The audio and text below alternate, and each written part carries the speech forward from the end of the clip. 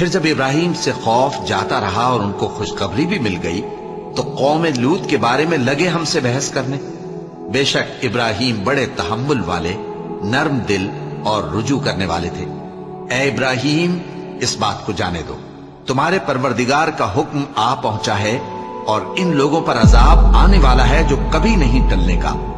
اور جب ہمارے فرشتے لوط کے پاس آئے تو وہ ان کے آنے سے غمناک اور تنگ دل ہوئے اور کہنے لگے کہ آج کا دن بڑی مشکل کا دن ہے۔ اور لوط کی قوم کے لوگ ان کے پاس بے تحاشا دوڑتے ہوئے آئے، اور یہ لوگ پہلے ہی سے انتہائی بیہودہ حرکتیں کیا کرتے تھے۔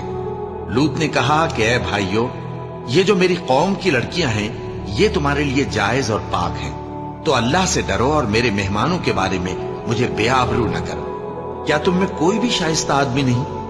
وہ بولے، تم کو معلوم ہے کہ تمہاری ان بیٹیوں کی ہمیں کچھ حاجت نہیں، اور جو ہماری غرض ہے اسے تم خوب جانتے ہو۔ لوط نے کہا، اے کاش مجھ میں تمہارے مقابلے کی طاقت ہوتی، یا میں کسی مضبوط قلعے میں پناہ لے لیتا۔ فرشتوں نے کہا، اے لوط، ہم تمہارے پروردگار کے فرشتے ہیں، یہ لوگ ہرگز تم تک نہیں پہنچ سکیں گے، تو کچھ رات رہے سے اپنے گھر والوں کو لے کر چل دو، اور تم میں سے کوئی شخص پیچھے مڑ کر نہ دیکھے، مگر تمہاری بیوی کے جو آفت ان پر پڑنے والی ہے وہی اس پر بھی پڑے گی۔